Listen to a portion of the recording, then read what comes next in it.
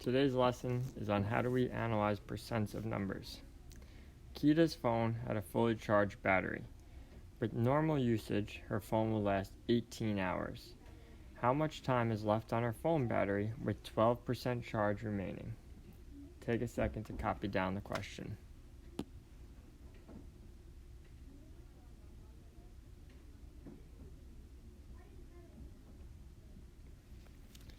Whenever we are doing percent problems, we are going to set up a proportion.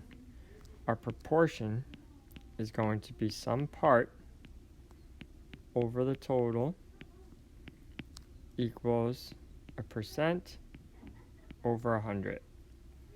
In this case, we have 12% charge remaining, and with normal usage, her phone will last 18 hours. That means her total last will be 18 hours, so we're going to have 18 in our denominator. Our percent is 12%. The 100 is always going to stay. The last part is our unknown, how much of the part of that 18% she will have left. So we're going to make it x over 18. To solve this proportion, we are going to cross multiply. 100 times x is 100x. Cross multiply. 18 times 12 is equal to 216. Now we just have to solve this for x. I can divide by 100 and divide by 100. 100 cancels out. I'm left with x equals 2.16. So her phone will last 2.16 hours. And then we look at our answer to see if it makes sense. If it will last 18 hours at 100%, 12% should be less than the 18, so it should be 2.16 hours. Makes sense. Even if we look at it 50%, 50% we know would be equal to 9 hours. So our answer would have to be less than 9 hours, which our answer is. So our answer makes sense. Question 2. An 8-ounce serving of apples contains 8% of your daily vitamin C. How many ounces of apples would you need to get 100% of your daily vitamin C? Since this is a percent problem, we're going to set it up the same way. Part over the total equals percent over 100. In this problem, our percent is 8, so we're going to have 8 over 100. Our part and our total, we have to determine which is which. So 8-ounce serving, the 8 ounces is only part of your full serving, so it's going to be a small part of it, and our total will be x. Now that we have our proportion set up, we can solve by cross multiplying. 8 times 100 is 800. X times 8 is 8x. I can divide both sides by 8. 800 divided by 8 is equal to 100. These 8's cancel out, so we're left with x. So it would be 100 ounces.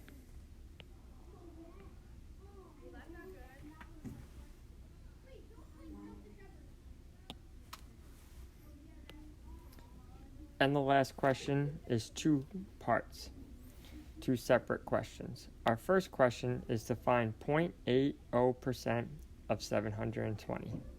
Take a second to copy down that question.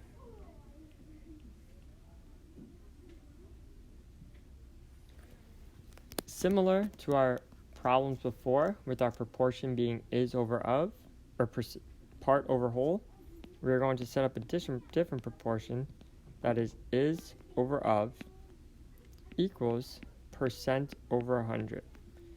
Is over of, whichever number is closest to the word of, that's going to be our of. Whichever number is closest to the word is, that will be our is. In this case, we have of 720. So we're going to make our of 720. Our percent is 0.08, and we're going to keep the 100. We don't know what the is, so we're going to make that x. So if I need to solve this, same thing. I'm going to cross multiply. When I cross multiply, I get 100x equals 720 times 0.08 is equal to 57.6. I still need to solve this for x, so I'm going to divide both sides by 100. The 100s cancel out. I'm left with x equals 0.576.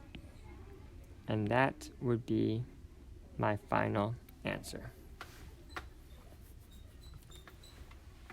The second question we're going to do is find 162.5% of 200. Since this is another percent problem, I'm going to set up a proportion. Is over of equals percent over 100. The first number I come to is 162.5.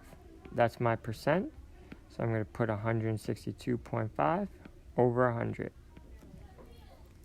Is over of, I have of 200. So that 200 is going to be my of in the denominator. I don't know what the is, so I'm going to make that x. Now, I'm just going to cross multiply. When I cross multiply, I get 100x equals 200 times 162.5 is equal to 32,500. I still need to solve for x, so I'm going to divide both sides by 100. I end up with x equals 32,500 divided by 100 is just 325. So my answer is 325.